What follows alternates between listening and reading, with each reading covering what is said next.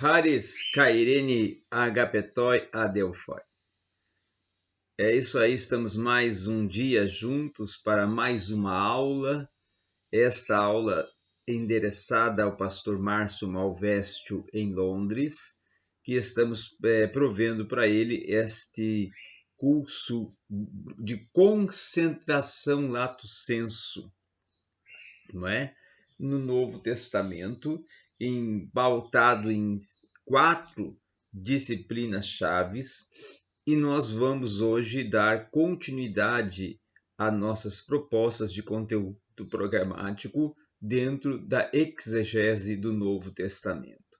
Hoje, nós já vamos iniciar a falar sobre variações textuais, as variantes textuais do Novo Testamento, que é um assunto de grande importância, significado e sentido para a crítica textual neotestamentária que todo exegeta faz e desenvolve em sua exegese. Vamos então, neste momento, nos direcionar ao nosso livro-texto que nós estamos utilizando, lá na página 256, nas suas duas últimas partes.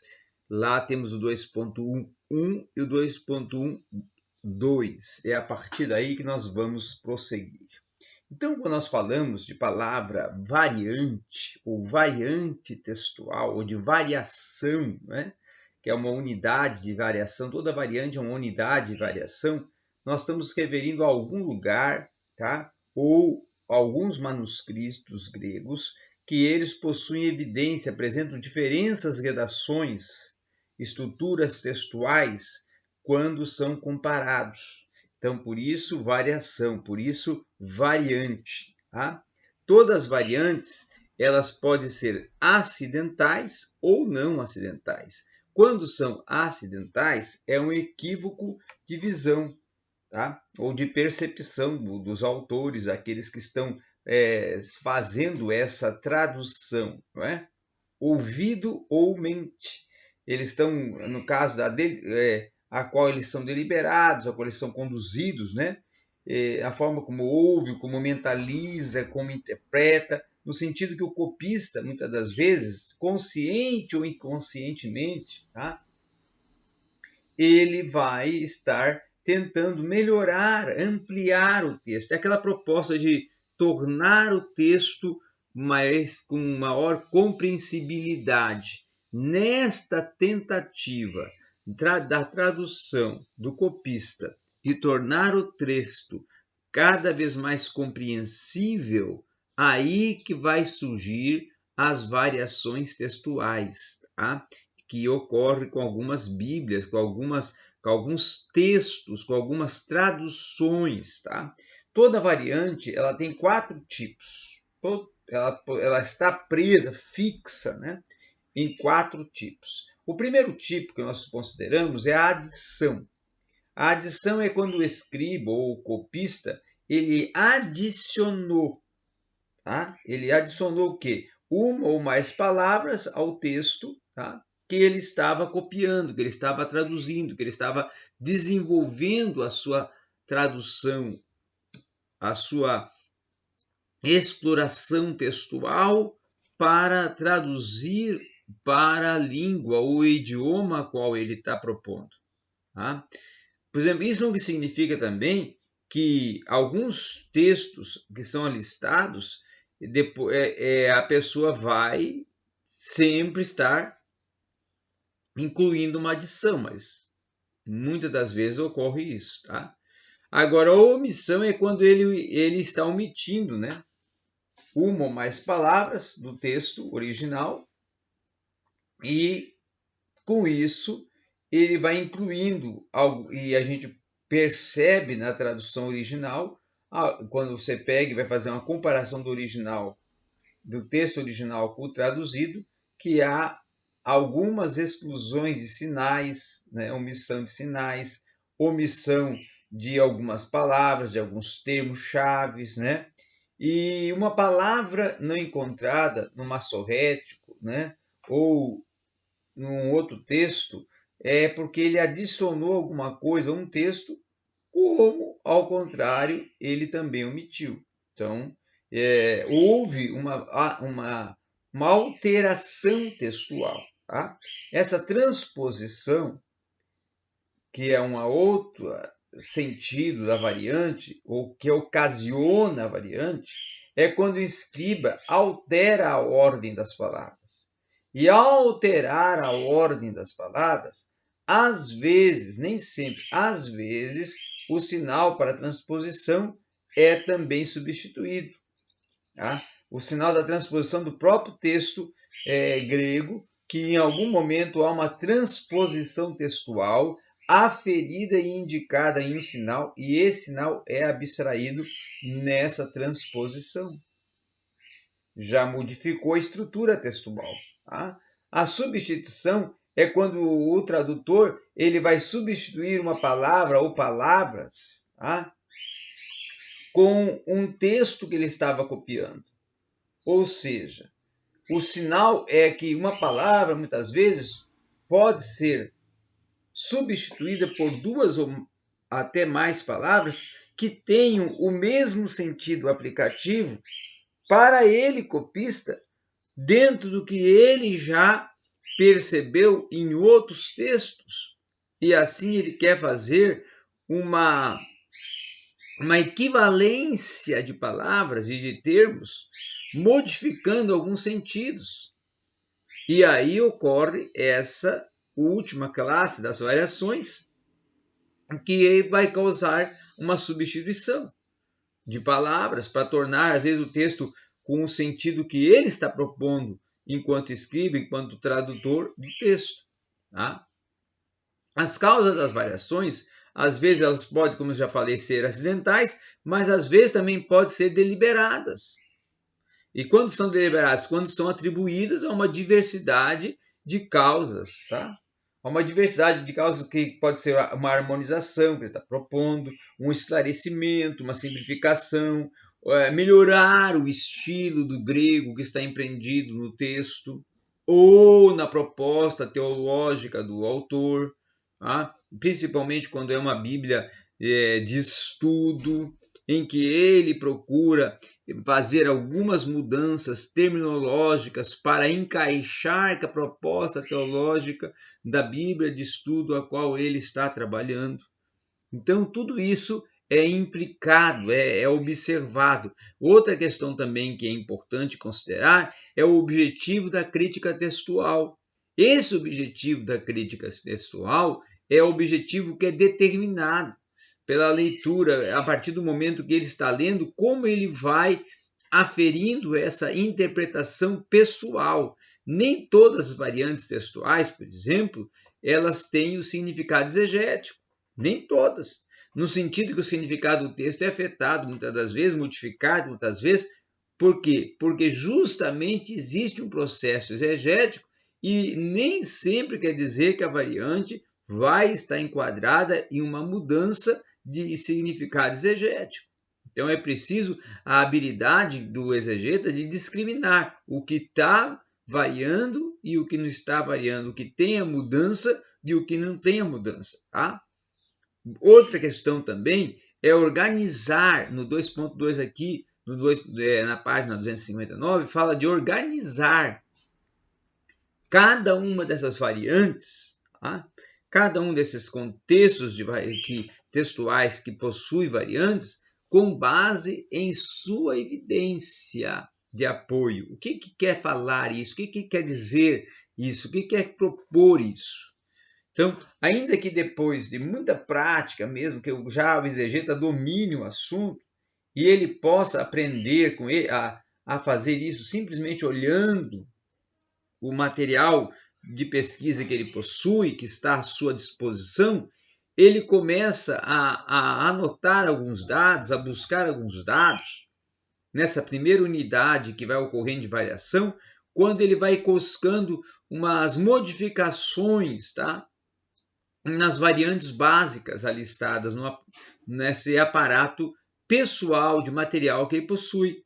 Tá? Então, muitas das vezes a pessoa ela tem ali uma evidência de apoio e uma substancialidade de apoio que permite uma mudança e uma modificação do sentido dessa evidência que concede o apoio. Tá?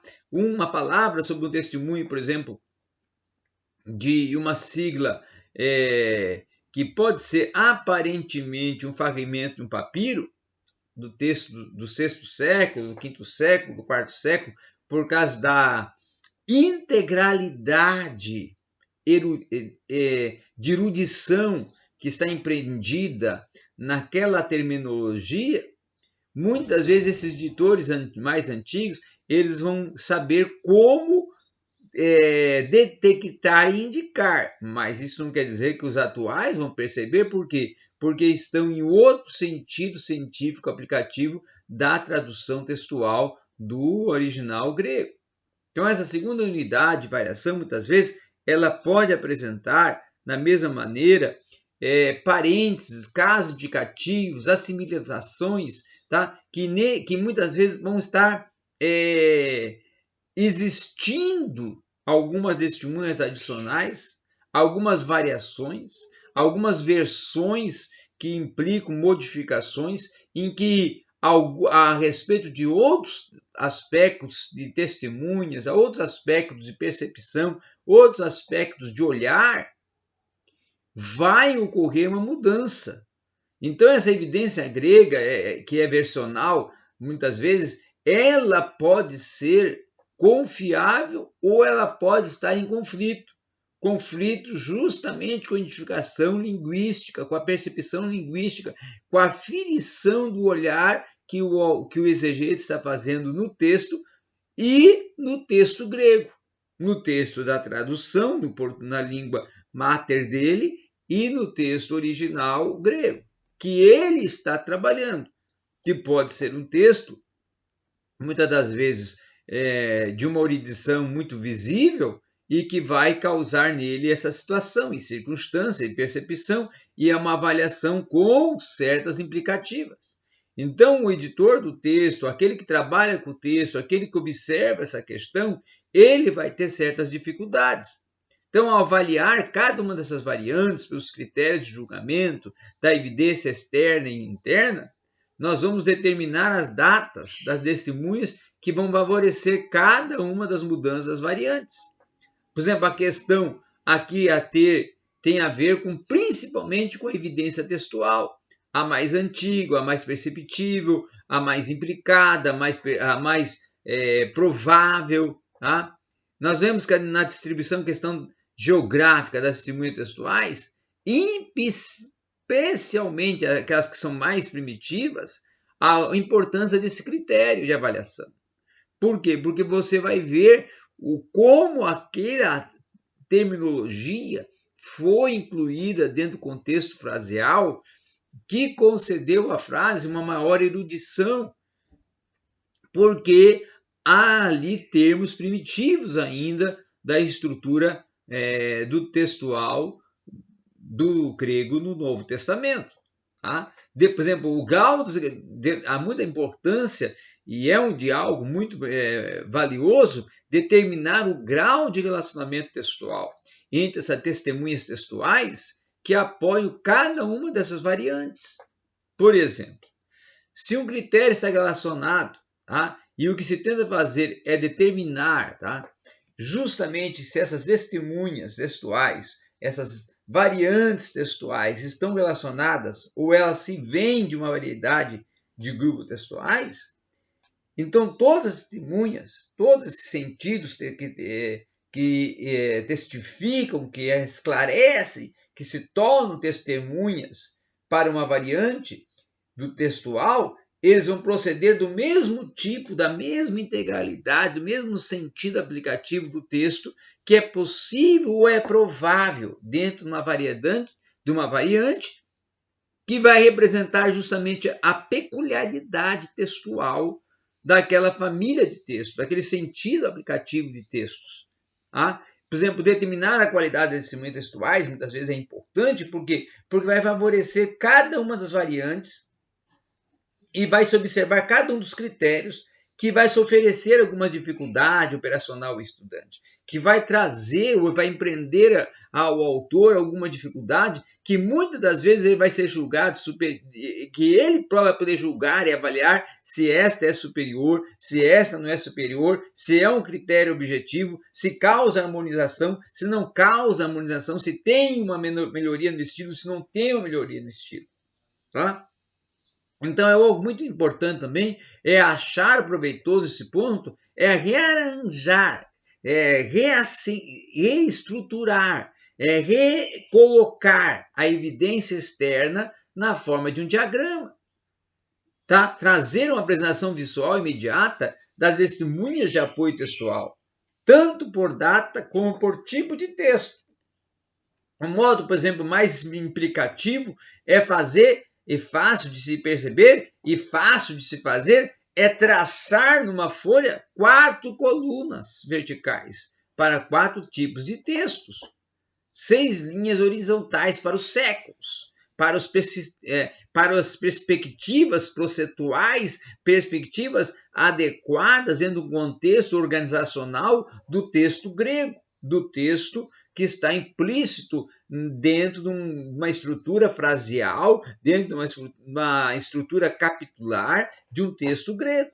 Quando esses critérios são aplicados, são percebidos, são avaliados, e eles têm a inclusão numa unidade de variação textual, aí você vai ver que as variantes elas já vão estar como opções mais viáveis, mais perceptíveis e que vão causar um impacto e uma evidência de uma forma muito mais esmagadora, de uma forma muito mais implicativa, de uma forma muito mais confrontadora e contundente e relacional com o texto original. Tá? Então, é muito importante pensar, deduzir, implicar nesse aspecto da veracidade e da verificação, tá, do sentido aplicativo que está se dando no aspecto conotativo a esta variação.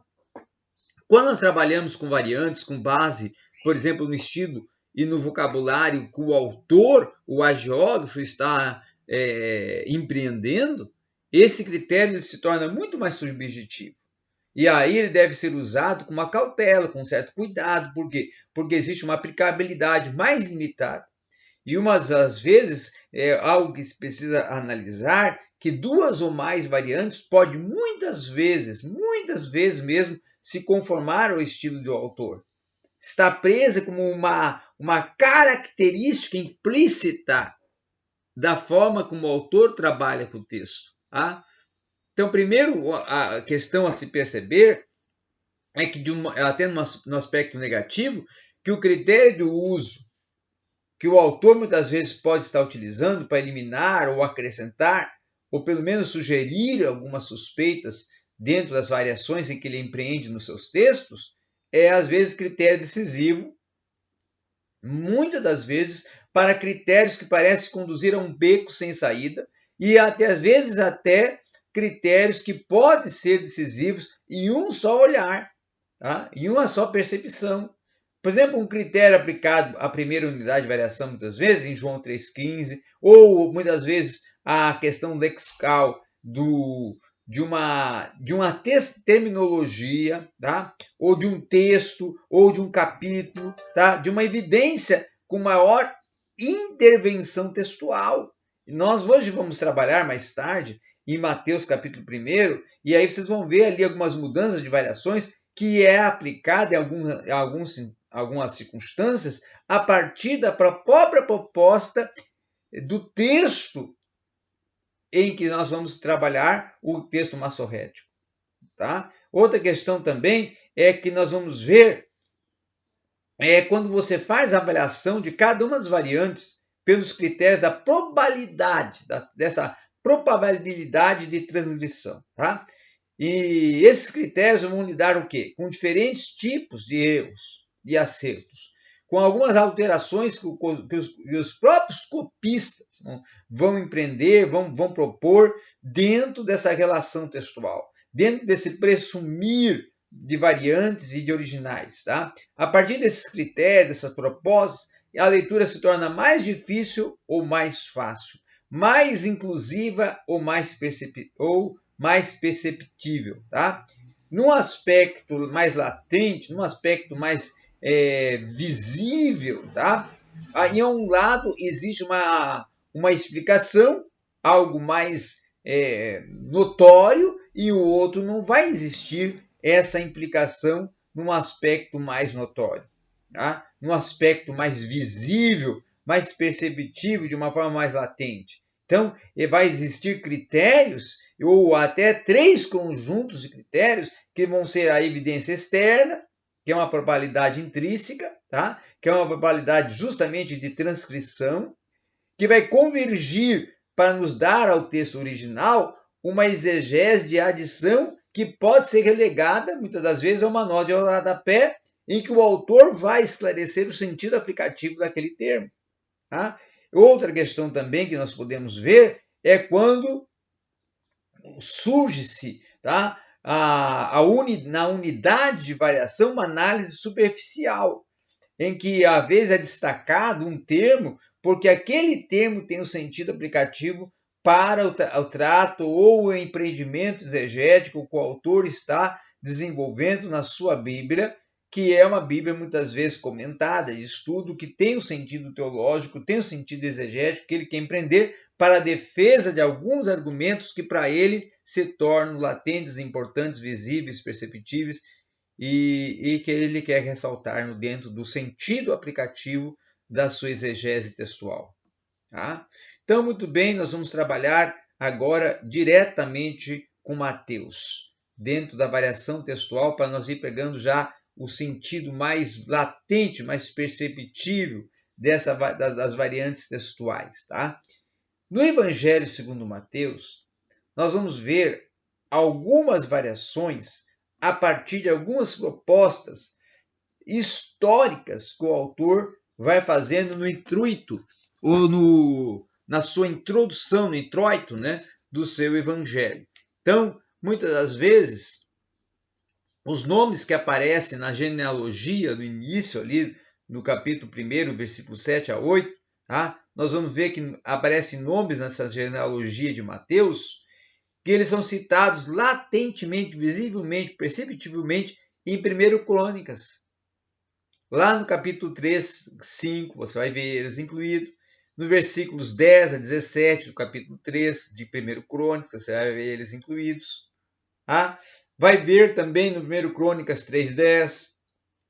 Vai retornar a ver em 1 Reis 15, 9 a 24, que justamente são genealogias aonde estão se tratando e onde estão se abordando a genealogia a partir do rei Asa, tá? Da linhagem familiar do rei Asa.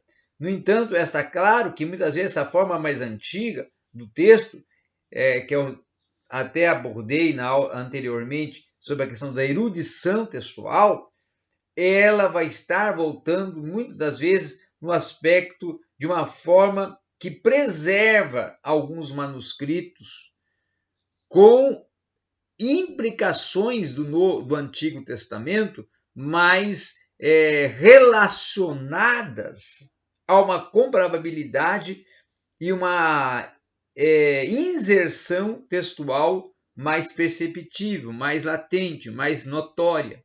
Tá?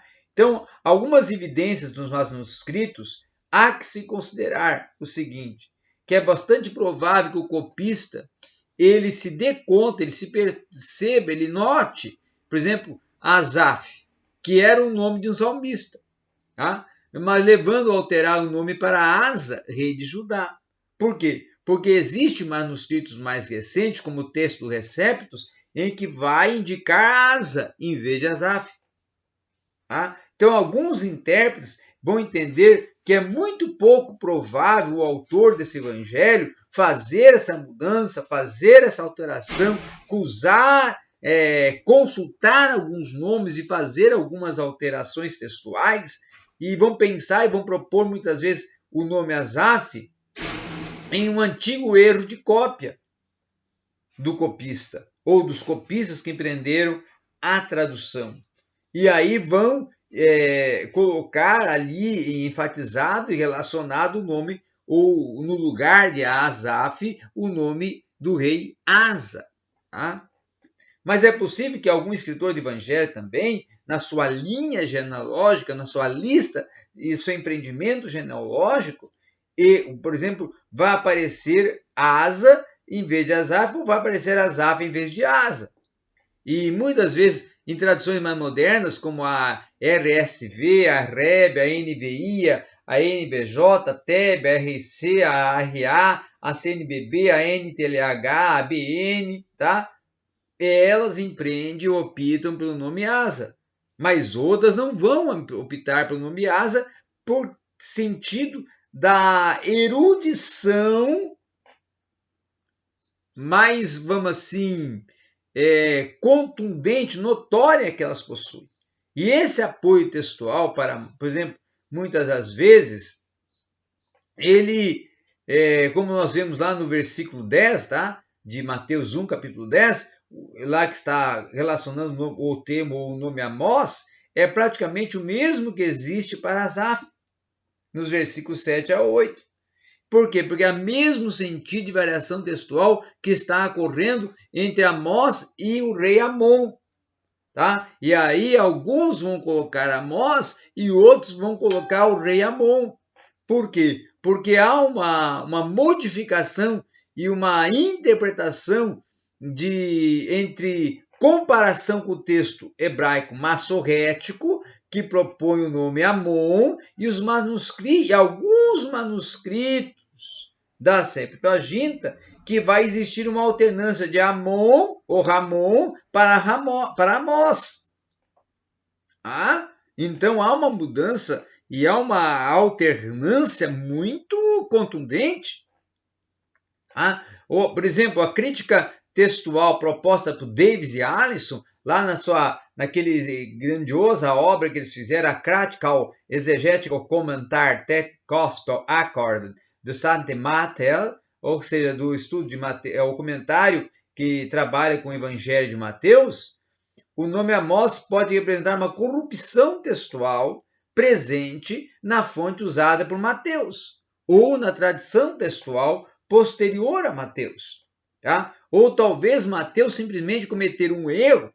Neste caso, poderia ser algo intencional ou uma modificação que tem por objetivo inserir um elemento profético, da mesma forma como a alteração de Asa para Asaf poderia dar a entender o interesse na esperança do próprio salmista.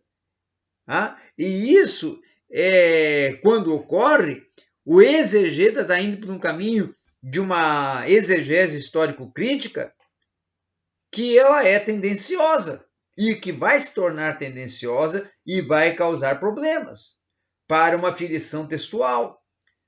Por exemplo, já lá em Mateus 1, versículo 11, tá? No segundo texto, Josias foi pai de Jeconias, né? Então, nesse sentido, Josias foi pai de Joaquim e avô de Jeconias.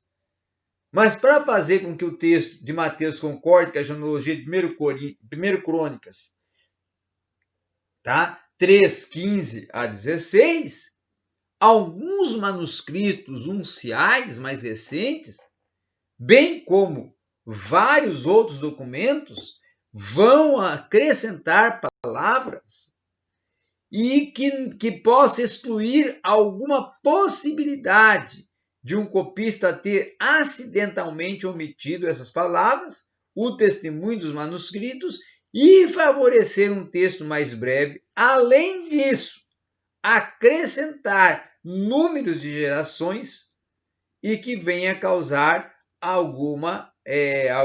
muitas vezes algum prejuízo, e número de gerações desde o tempo de Davi até o exílio sobe de 14 para 15. É aplicado 14 no texto, mas se for olhar, vai subir de 14 para 15. Então, existem variantes principais, como Jacó gerou José, o marido de Maria, na qual nasceu Jesus, que se chama Cristo, lá justamente no versículo 16 de Mateus 1, que Jacó gerou José, de quem, sendo noiva a Virgem Maria, deu à luz de Maria, que deu à luz a Jesus, que chama o Cristo. Então Jacó gerou José, de quem? De Maria, a Virgem, não é? Agora, nessas traduções modernas, apenas ele de Mofá, tá? Jacó é o pai de José. Apenas na de Mofá. Tá? Agora, o pai de Jesus, que se chama o Cristo, aí é José. Então, a primeira opção tem uma grande apoio dos manuscritos, e a segunda opção talvez tenha surgido porque um copista pensou que a locução marido de Maria poderia levar o leitor a pensar erroneamente que os pais humanos ou físicos de Jesus eram Maria e o marido dela, José. Então, diante disso, o texto foi alterado para sendo noiva. Quanto à opção 3, vai aparecer unicamente no manuscrito sírio, ou siríaco, do IV século, que provavelmente o resultado é que o copista vai propor um padrão típico que aparece nas genealogias em que os nomes são repetidos. Então, você vai ver ali uma repetição de nomes dentro da implicação que está proposta. Quando nós vamos agora para Iesu Christus, tá? A grande maioria dos manuscritos traz Jesus Cristo. Tá? Outras variantes, Cristo Jesus. Outras, Jesus. Outras, Cristo. Mas isso não é difícil de compreender ou de interpretar o sentido? Não. Os manuscritos estão dando um expressivo apoio à leitura de que é Jesus Cristo. Por outro lado, no Novo Testamento, não vai ser comum ou definido o artigo Tov, que aparece diante do nome Jesus Cristo. E o que parece sugerir que Jesus Cristo não é o texto original, é que alguns copistas ampliam os nomes Jesus e Cristo e acrescentam outras palavras, que são palavras que são adjetivos, que são atributos, que são prerrogativas, tá? Então a leitura de Cristo em alguns manuscritos pode ser surgida como influência de algumas palavras, né? Como influência de alguns termos aplicados que são adjetivais. Então, alguns tradutores querem traduzir e inferir algumas implicações sobre o termo Iesus, ou termos Christos, e aí fazem a inclusão de alguns adjetivos, e por isso vai surgir ali algumas alternâncias. Ok?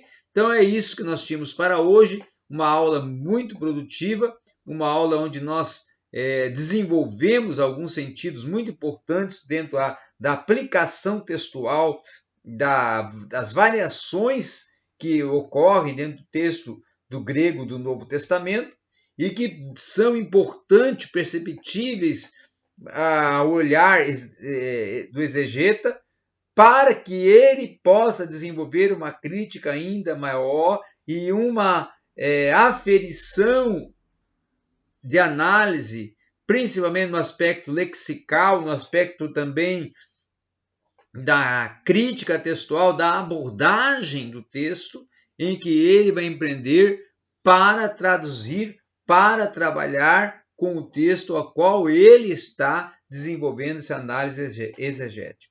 Então, isso é algo que nós, enquanto exegetas, temos que perceber, valorizar e nos concentrar para que possamos extrair um sentido ainda mais latente do texto, ok?